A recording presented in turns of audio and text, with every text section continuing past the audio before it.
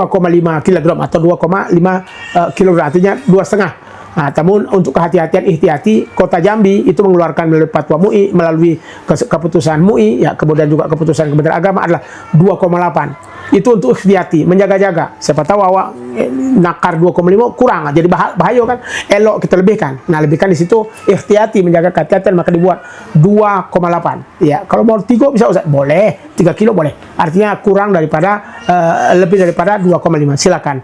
Yang kita khawatirkan kurang. Makanya ihtiyati Majelis Ulama Kota, ya, itu menentukan 2,8 di atas 2 liter dari atas 2,5 yang biasa kita keluarkan. Jadi intinya untuk menjaga kehati-hatian kita dalam zakat, karena zakat itu memang membersihkan jiwa kita, membersihkan hati kita, seperti yang Abah sampaikan.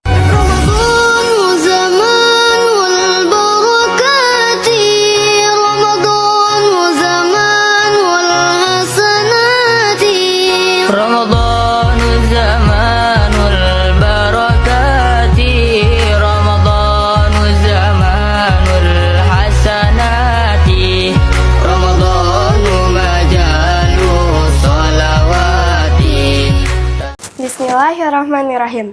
Assalamualaikum warahmatullahi wabarakatuh.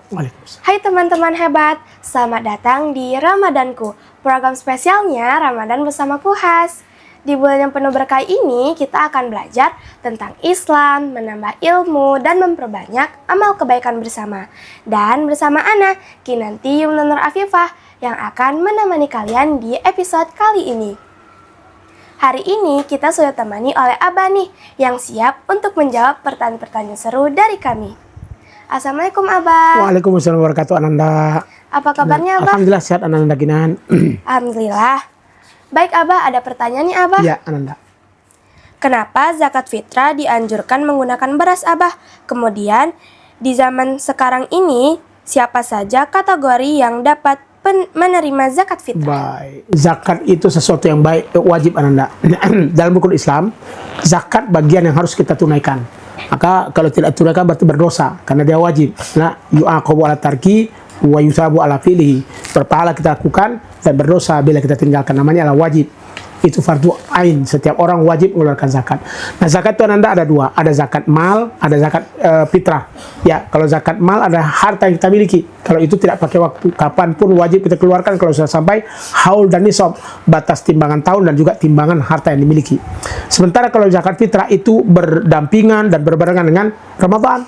Maka kalau kita ingin sempurna Ramadannya, sempurna puasa kita, tidak akan sempurna kecuali dengan membayar zakat. Maka dibayar zakat fitrah. Nah, zakat fitrah ini, Ananda yang dirahmati Allah dan pemirsa, itu banyak pendapat ulama. Cuman kalau Imam Syafi'i dikatakan kutul balad, makanan setempat. Kita di Indonesia kan makan beras nih, tidak makan jagung ya, tidak makan gandum, kita beras. Maka beras sangat dianjurkan untuk kita keluarkan zakatnya, untuk fitrah. Karena memang berhubungan dengan keadaan ketika masa awal zakat diwajibkan. Yang pertama paling tidak, dari mengikuti zakat mengikuti beras, ada mengikuti sunnah Rasul.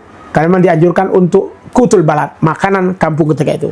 Masa Rasul gandum, kemudian juga berbagai makanan yang memang menjadi makanan pokok di kampung tersebut. Itu masa Rasul. Makanya Imam Syafi'i mengatakan kutul balad. Nah, kita di Indonesia kan beda. Ada di Indonesia pun juga ada beberapa tempat yang makan sagu ya. Itu juga wajib dizakatkan. Maka beras adalah sesuatu yang utama dalam zakat yang kita tunaikan. Itu kalau zakat fitrah. Ya. Kemudian berikutnya, setelah mereka mengikuti sunnah, itu adalah memang kebutuhan yang sangat dibutuhkan. Sebab Ananda sekarang ini kalau diduitkan, bahkan justru kadang-kadang tidak beli beras ya, tapi beli kuota ya, kemudian belinya macam-macam. Ini jadi masalah ya. Sudah miskin tapi senantiasa tidak pernah lepas untuk upgrade. Nah, itu update, ini jadi masalah. Maka dari itu elok memang beras yang kita tunaikan. Kita kan sudah ada nih ketentuan dari kabupaten kota masing-masing, bahkan provinsi sudah ada bagaimana zakat yang dikeluarkan, ada paling tinggi, menengah, dan terendah. Ya, maka itu harus kita keluarkan. Kenapa itu diuangkan? Karena dalam bentuk konversi.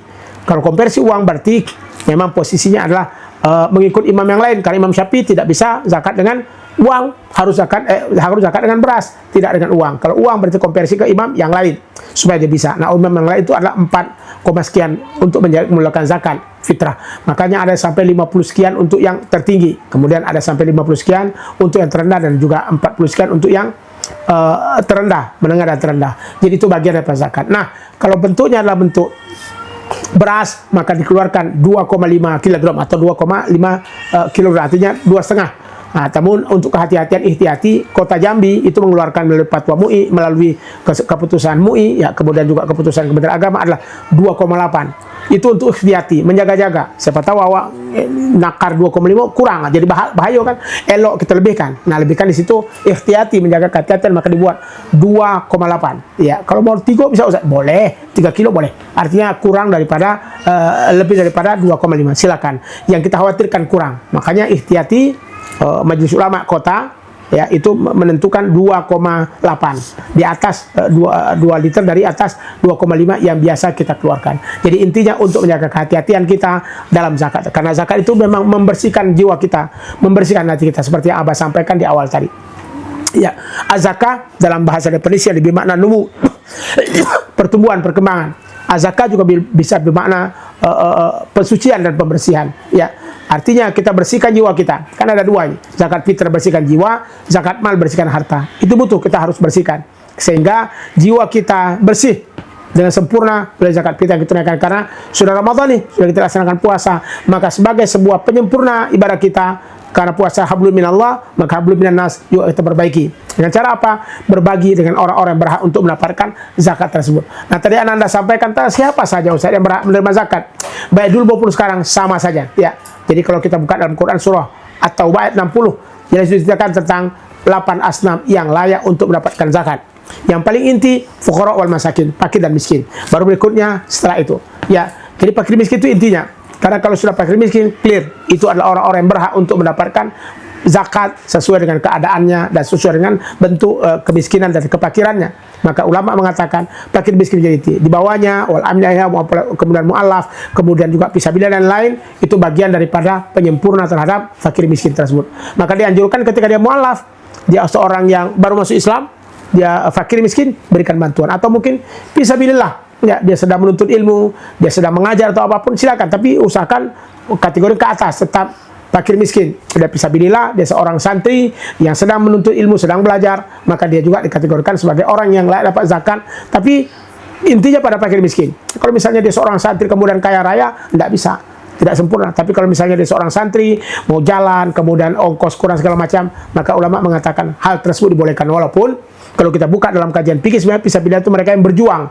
Ya Allah, berjuang dalam makna berperang. Tapi kalau kita lihat dalam hadis Rasul kan terkoneksi nih. Ya, man salaka tariqan yaltamisu fihi ilman, sahalallahu lahu tariqan ilal jannah. Dalam hadis, man kharaja fi talabin fa huwa fisabilillah. Siapapun di antara orang yang keluar dari jalan Allah, bahwa fisabilillah, kan dianggap fisabilillah. Hadisilah yang memiliki kekuatan bahwa anak-anak yang sedang menuntut ilmu, guru-guru yang sedang mengajar, kemudian ingin memberikan kebaikan kepada muridnya, disebut dengan orang yang fisabilillah. Walaupun ada orang yang tidak setuju kata ini, tapi kita mengambil hadis tadi. Ya, nah, maka ini dikeluarkan untuk memberikan kebaikan supaya mereka rasa. Makanya kalau kita zakat fitrah pakai beras kan enak, bisa dimasak, kemudian bisa dimakan, dan bisa dimanfaatkan. Kalau uang takut tidak dimanfaatkan, justru digunakan hal yang lain. Tapi dalam Ustaz, kami lebih butuh uang daripada beras. Wah, silakan. Tapi mudah-mudahan dengan beras yang dikeluarkan sebagai bentuk tanda kita untuk berbagi. Intinya, mau beras, mau konversi uang pun dua-duanya boleh. Selama kita betul-betul yakin terhadap apa yang kita lakukan. Jangan ragu-ragu. Karena al-yaqin la yuzal bisa. Keyakinan harus kita tegakkan tanpa dihilangkan oleh keraguan-raguan. Jadi begitu Ananda, zakat menjadi pensuci harta kita, zakat menjadi pensuci jiwa kita, dan zakat juga menjadi kebaikan bagi kita. Mereka yang mendapatkan zakat itu hanya orang-orang Islam saja. Tidak boleh yang lain. Ya, kalaupun ada yang lain, mu'allaf, baru masuk Islam. Jadi tidak bisa non-muslim, tidak bisa. Karena itu bagian daripada zakat. Bahkan Nabi Muhammad pun tidak boleh menerima zakat. Wahli dan keluarga-keluarganya. Maka kita mengeluarkan zakat untuk membersihkan jiwa kita, membersihkan harta kita, supaya Allah memberikan kebaikan kepada kita untuk senantiasa zakat, bersih jiwa kita dan bersih keadaan kita. Insya Allah. Begitu, Ananda. Oh, Kinan. begitu ya, Abah. Ya, Ananda. Terima kasih, Abah, atas Sama-sama, ilmunya. Ananda. Semoga di bulan kali ini kita Amin. bisa lebih mendekatkan diri kepada Allah Subhanahu Amin ya wa rabbal Ta'ala. alamin. Dan yang puasa hari ini semangat ya, dijauhkan dari hal-hal yang tidak diinginkan. Sampai jumpa di episode berikutnya di Ramadanku, program spesial Ramadan bersama Kuhas. Ana Kinanti Yumnura Afifa izin pamit undur diri dulu ya. Jangan lupa like, share, comment, and subscribe. Wassalamualaikum warahmatullahi wabarakatuh. Waalaikumsalam warahmatullahi wabarakatuh.